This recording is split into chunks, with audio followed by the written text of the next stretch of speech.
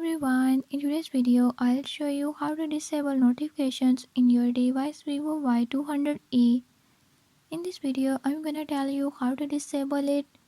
Before move to the video, if you are new to my channel, don't forget to subscribe and hit the bell icon. Watch complete video and learn how you can do it. Let's watch the video.